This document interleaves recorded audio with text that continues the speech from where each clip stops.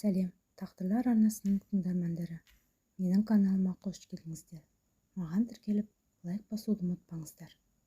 Не керек, Жансұлу жатақханада тұрады. Жатақхана аты ғана болмаса, 2 күннің бірінде Ақанның үйінде. Көбіне жиенін сылтауратып сағындым деп келе береді.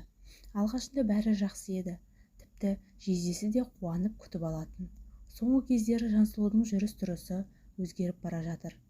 Оны алғаш болып байқаған жездесі еді. Көбіне екеуі есік алдында кездесіп қалады. Ақан жұмыстан келер уақытта Жансұлу әпкесінің үйіне шығады. Сабағы түсте аяқталғанмен жатақханада әбден ұйқысын қандырып, кешке жездесінің үйіне қайтқанын уақытын күтеді. Кеш бұлар кезде сыланып, сипанып, барын киіп, бетін әлеп жатақханадан шығады. Егер ерте келіп қалса, үйге кірмей көп қабатты үйлердің алдындағы ойын алаңындағы орындықтардың бірінде отырып күтеді. Анандай жерден жездесінің қарасын көрген соң, түк болмаған адамдай, қазір келдім, үйге кіргелі жатыр едім, деп жездесімен әңгімелесіп тұрып қалады. Басында расымен сеніп жүрген Ақан уақыт өте келе ойлана бастады. Неге үнемі мен келерде келеді? Сабағы түсте аяқталмай ма? Түстен бері келіп әпкесіне көмектессе болады ғой, үнемі кешке келеді. Менімен бірге келеді. Біртүрлі екен, көрген жұрттан да қымсынатын болдық қой, деп ойлайды іштен. Бірақ Айсараға айтса шу шығып кете ме деп үндемейді. Болмашы нәрсені айтып жанжал тудырмайын деп үнсіз жүре береді. Осындай күндердің бірінде ол жұмыстан келе жатып, тағы да балдызын көреді. Жансұлу, сабағың түсте аяқталса, неге түсте келмейсің? Әпкемнің де тірлігіне қолғабыс болар едің. Мен жатақханада жазуларым бар ғой жезде, соларды жазамын. Дұрыс екен, деп жоғары қабатқа көтерілу үшін лифтке мінді. Жездесінен көз алмай қараған балдызы әр қимылын бақылауда. Сезіп тұрған Ақан ыңғайсызданып ары-бері бұрыла берді. Сондайда да уақытта өтпей кетеді ғой. Ыңғайсызданғаны соншалық маңдайынан суық тер бұрқ ете қалады. Есік ашылса қашып шығардай жыртқыш аңға ұқсап, амалсыз тар қапасқа шыдап бағады. Ақан бірақ сыр білдірмейді. Біріншіден айтқанмен Айсара оған өлсе де сенбейді деп ойлайды. Екіншіден, мүмкін мен қате ойлап жүрген шығармын, барлығы жай ғана кездейсоқ екен. Не де болса Әліптің артын бағайын. Мүмкін сонда түйін шешілер дейді ішінен. Ақан мен Жансұлу үйге кіреді. Бір қызығы, Жансұлу үйге келсе, мүлде басқа адамға айналады. Жездесін тіпті елемейді де. Жаңа ғана сүзіле қарап, күлімдеп, ерке қылықтармен бұраңдаған Жансұлуды мүлде жоқ секілді. Осыған таң қалған Ақан бұл мәселенің бірден бір жолы Жансұлудың өзімен ашық сөйлесу деп ойлайды. Ертеңіне таңертең ерте екеуі бірге шығады. Аялдамаға дейін бірге барып, ары қарай жолдары екіге айырылады. Ашық сөйлесуге дәті бармай, тағы да үнсіз қалады. Осылай күндер жалғаса береді. Ақан балдызынан алыстау жүретін болды. Тіпті көргісі де келмейтін. Бір күні Ақан мен Айсара жинаған ақшаларын өз еңбектерімен тапқан тиындарына көлік алады. Су жаңа болмаса да жақсы жүріп тұрған жеңіл көлік алады. Екеуінің де қуанышында шек жоқ. Бір-екі күннен соң ауыл аймақты шақырып Құран оқытты. Қайын жұрты да келді. Қонақтардың аяғы басылып, келім-кетім сейілгенде уф деп демалды. Ақан кешкісін қаланы аралап қайтайық деп еді, Айсара шаршап отырмын деп бармады. Есесіне Жансұлу сумаң ете қалды. Жездем қыдыртып қайтатын шығар мені, деп күлді. Амалсыз басын изеген жездесі сыртқа шықты. Артынан еріп Жансұлу келе жатыр. Магазинге кіріп шығайықшы, деді сызылып. Ақан үндемеді. Іштей балдызының қылықтары жүйкесін тоздырып келеді. Қайда барамыз? Білмеймін. Негізі Айсара да келу керек еді. Айсара мен қызымды алып шығамын деп ойлап едім. Әпкемнің келгісі келмесе, мен кінәлімін бе? Мен қинап шығармай қойғандай бұртиып келесіз ғой. Жоқ, олай емес. Жарайды ендеше, ашылып сөйлесіп отырыңызшы. Не айтам? Сенімен ашылып сөйлесу керек еді, деді қабағы қатулы күйде. Иә, айта беріңіз. Соңғы кездері мүлдем өзгеріп жүрсің. Мақсатың не? Мақсатым бақытты болу, деді шімірікпестен. Ендеше кім кедергі? Кедергілер көп, мысалы әпкем. Ашып айтсаңшы, әпкеңнің не қатысы бар? Ой, қойыңызшы. Кеттік, қатыр айдаңызшы көлікті, түнгі қалғаны қызықтайық. 2-3 көшені аралады да Ақан ұйқым келді деп қайтуға асықты. Үйге келген соң демаламын деп бөлмесіне кіріп кетті. Жансұлу соңғы кезде әпкесін ұнатпай, дұрыс сөйлемей жүргенін Айсара да байқаған. Жансұлу, шай ішеміз бе? Мен ішпеймін, ұйқым кеп тұр. Маған серік болсаңшы, күйеуіңізге айтсаңшы, менде неңіз бар? Жансұлу, саған не болып жүр? Мен сөйлесем, кірпіде жеріліп қалатының не осы?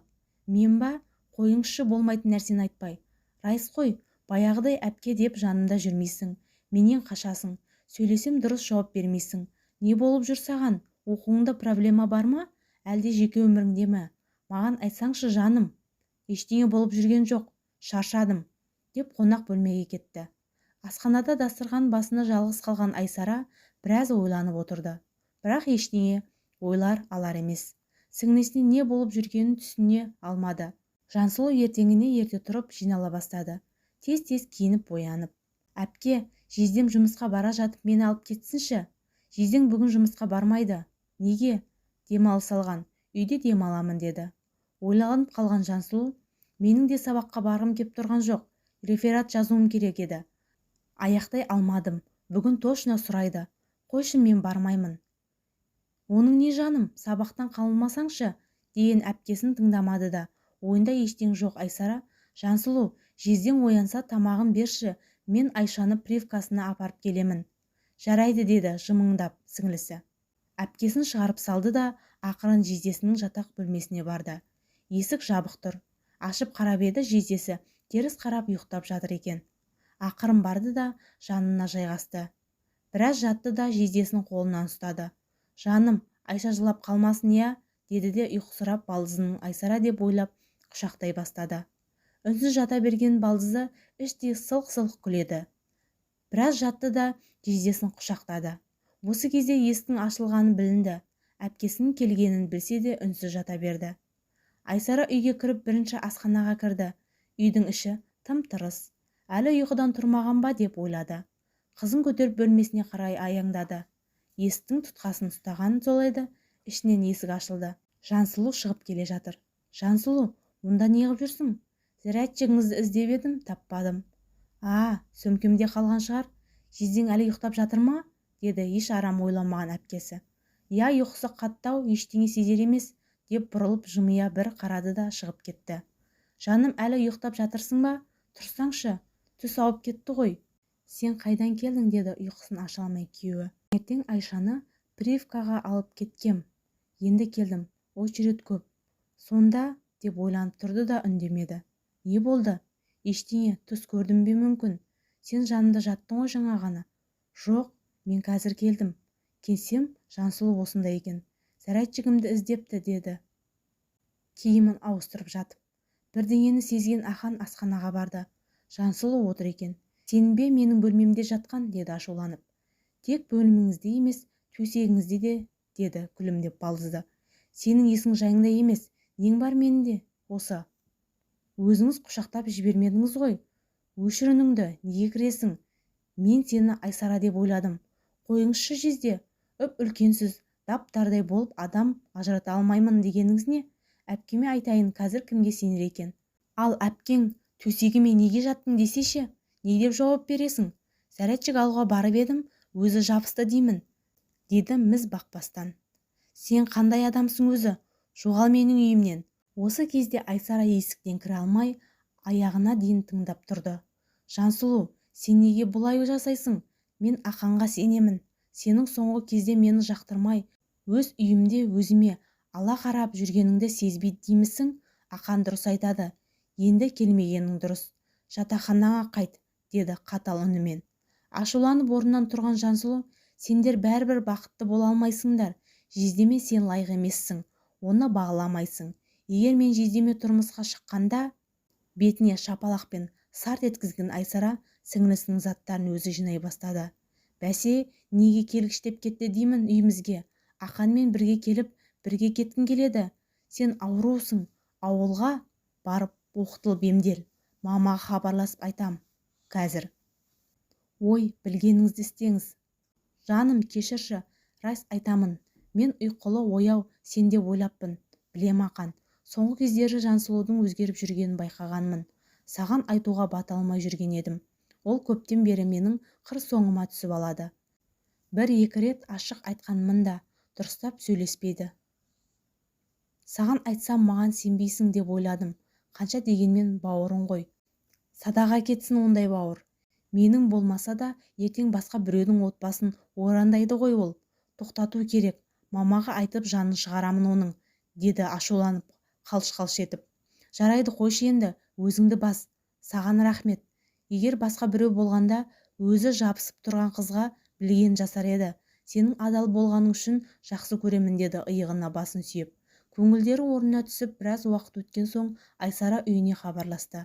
Ақан айтпа десе де тыңдамады. Ақан душта кезде мамасымен сөйлесіп болған жайттың бәрін айтты. Үнсіз тыңдаған анасы еш жауап айта алмады. Себебі қызының мінезін білетін. Сол үшін басында Ақан мен Жансұлудың үйінде тұруға қарсы болып еді. Ауылда да бір-екі рет жоғары сынып оқып жүргенде осындай жағдай болған еді. Әкесіне айтпай тігісін жатқызып, тезірек қалаға жіберу асыққан болатын. Енді қалаға жібергеніне өкініп отыр. Әкесіне айтып бір қорқытып алмасақ, мына қыздан бәрі шығады, деді соңында анасы. Білмеймін, бірдеңе етіңіздер, бірақ менің үйімді енді жоламасын, деді де тұтқанын қоя салды. Біраз күннен соң анасы хабарласып ауылға келуін сұрады. Жансұлуды ұзататын болдық, деді. Айсара түсінбей қайта-қайта сұрады. Өткен жолы анасы Айсарадан болған жайтты естіген соң тездетіп тұрмысқа беріп құртайын, мүмкін сонда мінезі өзгерер деп ойлап, өзіне үлкендеу жігітпен таныстырыпты. Ақыр аяғы осылай тойға ұласты. Телефонды тыңдап тұрған Айсара: «Мам, тойды жақсы өткізіп алыңыздар. Мен бара алмаймын. Ақан да бармайды. Бақытты болсын», деді. «Қой қызым, қайтесің енді? Өзін тусам да мінезін туа алмайды екенмін. Амал жоқ. Әлі жас. Мүмкін бір-екі балалы болған соң басылар. Сіңлің ғой. Келіп, бақыт тілеп кет». «Жарайды, тек сөз жүзсін барамын», деді де ауылға жинала бастады. Ақанның бармайтынын белгілі еді. Сүйреп апарсаң да бармайды ол. Өткендегі жағдайдан соң деп ойлайды Айсара. Айтқанындай, Ақан үзілді-кесілді бас тартты. Айсара ғана барып, бақытын тартып алмақшы болған сіңлісіне бақыт тілеп, ішінен жақсы жаққа өзгерсе екен деп дұға тілеп үйіне қайтты.